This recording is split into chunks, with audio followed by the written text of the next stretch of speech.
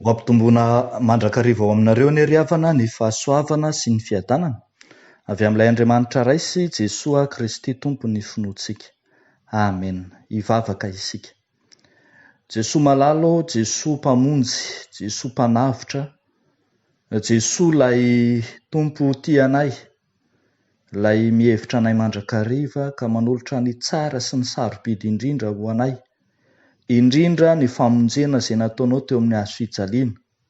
Tsaronay izany ka dia misaotra sy mankalaza ary manome voninahitra anao izahay. Tonga indray Tompo ny teny, ny fotoana izay andrenesanay ny teninao, ilay teny mamy toy ny tantely ao am-bava raha andramana izany, koa zarao anay amin'ny fahasoavanao Tompo ny teninao, andraisanay izany amin'ny finoana sy amin'ny fankatoavana anao. Dia irao no ifanainao masin'Andriamanitra hanazava ny teny ary hanazava ny fonay, andraisanay marina ny teninao. Amin'ny anaran'i Jesoa Kristy tomponay, nanaovanay izany vavaka izany. Amen.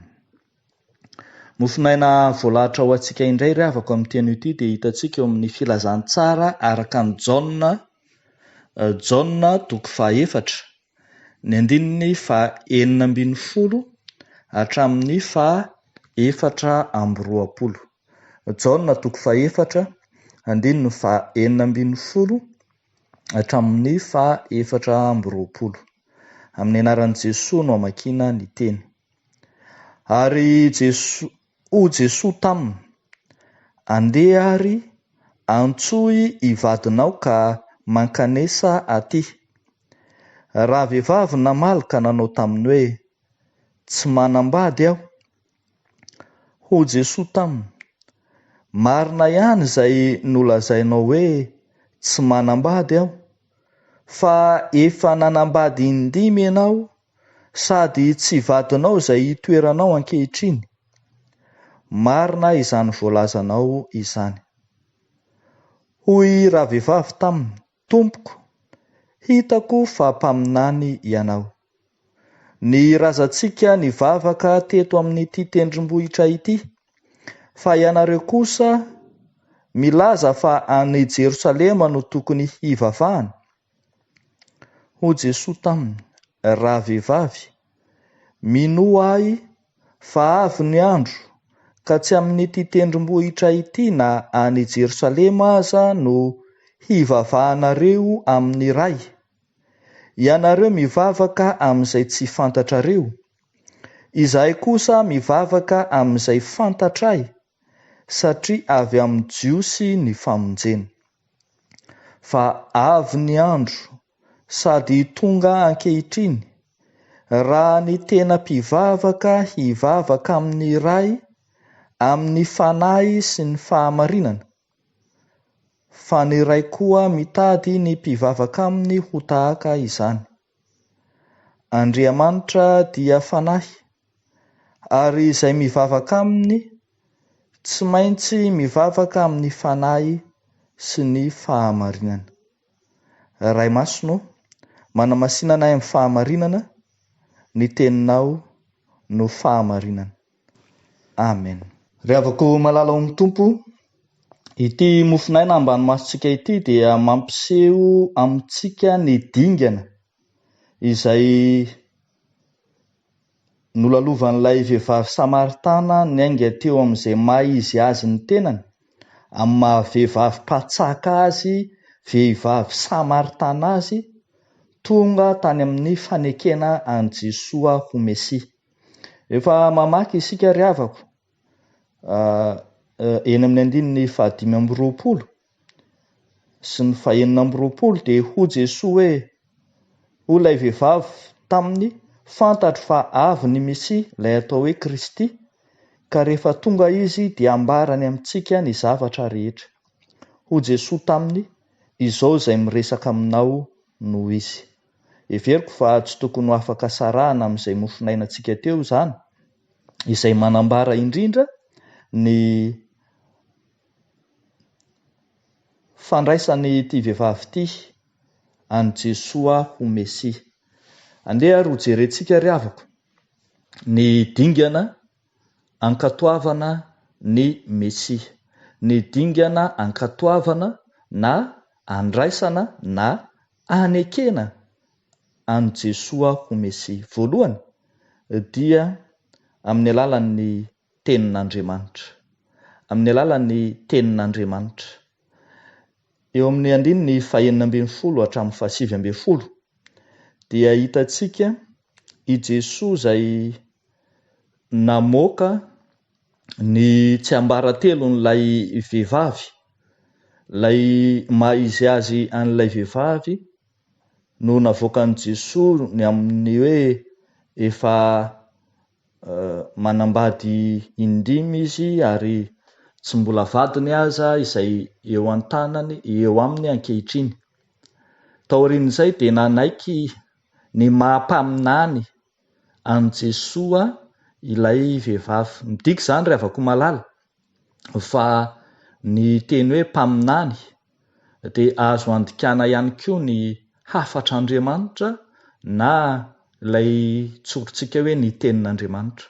Ny tenin'Andriamanitra dia ahatakarana sy ahatarafana ny maizy azy any Kristy. Tsy maintsy nandalo tany amin'ny fankatoavany any Jesoa fahatanterahany tenin'Andriamanitra aloha ity vehivavy ity, vao tonga any amin'ny fahatakarana ny maha-Mesia na maha-Andriamanitra any Jesoa Kristy.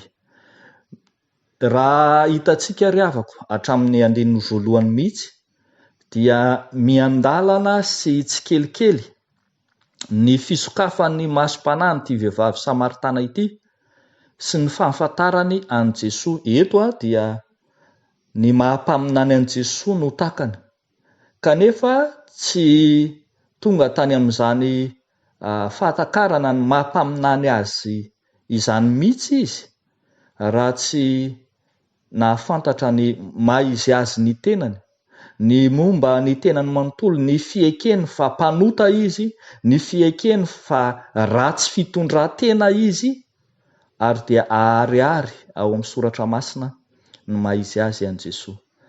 Raha azontsika izany dia afaka tenenina hoe no tao amin'ny fiekeny fa mpanota, no tao amin'ny fanekeny fa mpanota sy maharatsy fitondran-tena azy ho any amin'ny fahafantarana ny tenin'Andriamanitra ity vehivavy Samaritana ity. Ao amin'ny tenin'Andriamanitra tokoa ry havako malala, ao amin'ny fanekentsika ny mahampaminany ny fiangonana izay miteny, ny fanekentsika ny soratra masina no ahitantsika an'Andriamanitra. Tsy misy mahita an'Andriamanitra any an-tendrombohitra na any amin'ny toeran-kafa na any amin'izay heverina fa toerana fihaonana amin'Andriamanitra afa-tsy ao amin'ny tenin'Andriamanitra irery ihany. Ao amin'ny tenin'Andriamanitra no hihaonantsika amin'Andriamanitra.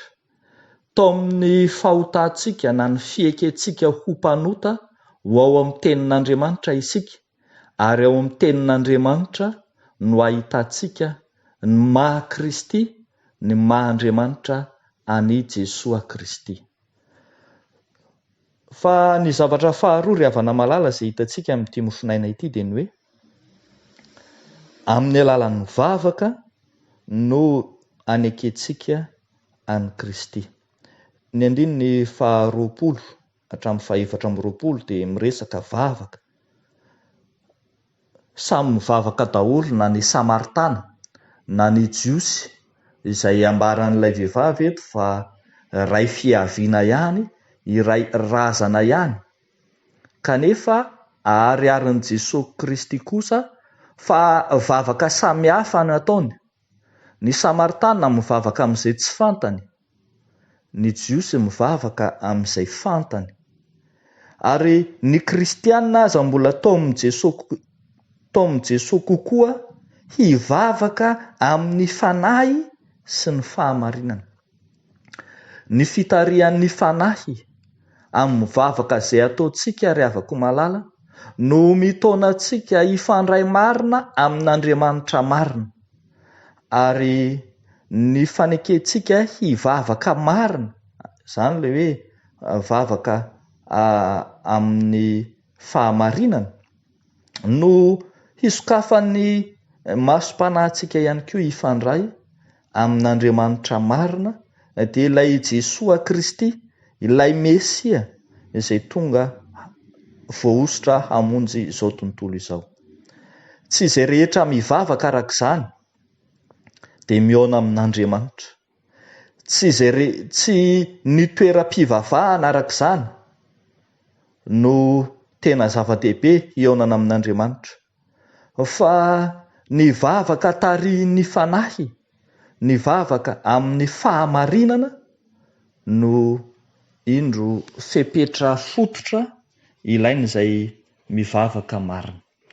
Tsy maintsy mandeha tarihan'ny fanahy ny mpino amin'ny fifandraisany amin'Andriamanitra, ary tsy maintsy manaiky andeha amin'ny fahamarinana mba hihaonany amin'Andriamanitra marina. Eto ry havako malala dia taon'i Jesoa Kristy hino an'i Kristy ilay vehivavy Samaritana rehefa manaiky ho tarihan'ny fanahy hiala amin'izay fomba nahazatra na ny fomban-drazana izay nibaiko azy teo aloha, fa mandeha kosa amin'izay hitarihan'ny fanahy azy hihaonana amin'ny Kristy marina. Raha fehezina ny tenin'Andriamanitra ry havana dia ny hoe misy dingana arahan'ny mpino amin'ny fihaonana amin'Andriamanitra, amin'ny fanekena an'i Jesoa ho Andriamanitra. Ny tenin'Andriamanitra no manazava izany amin'ny fontsika, ary ny fankatoavantsika hiasan'ny fanahy no ahafahantsika mandray fanapahan-kevitra hihaona amin'ny Kristy marina. Dia ho an'Andriamanitra irery ihany ny voninahitra, ho amintsika kosa izany tenin'Andriamanitra izany. Amen. Hivavaka isika. Raha eo misaotra sy midera mankalaza anao zahay, misaotra anao zahay noho ny teninao, misaotra anao noho ny fahasoavanao izay arotsaka ao aminay isan'andro, misaotra anao noho ianao izay manambara ny tenanao aminay, ho Andriamanitra, ho mpamonjy, ho voaositra hitondra famonjena ho an'izao tontolo izao, ary indray vonona hanokatra ny masom-panahinay, vonona handray anao ilay mpamonjy anay marina tokoa. Fa tiana indrindra ny mivavaka Tompo amin'ity andro anio ity, mivavaka ho an'ireo namanay, mivavaka ho an'ireo mpiara-belona aminay izay misento sy mitaraina, izay mijaly noho ny amin'ny hetraketraky ny mpiara-belona, ary ihany koa noho ny amin'ny toe-java-misy iainana ankehitriny ao anatin'ny fampitehan'ny tontolo iainana tanteraka. Misy ny fijaliana teraky ny doro-tanety etsy sy aroa, misy ny fijaliana teraky ny fahasimban'ny tontolo, ka mikaikaika tsy misy rano ny vahoaka. Tompo, entinay ambavaka eo anatrehanao, ianao ilay loharanon'aina miboboka ho an'izay rehetra mangetaeta izany no antsonay ankehitriny, mba tsy hangetaeta intsony izay rehetra misotro anao. Dia amin'ny anaranao Jesoa Kristy mahavonjy no anaovanay sy angatahanay izany vavaka izany. Amen.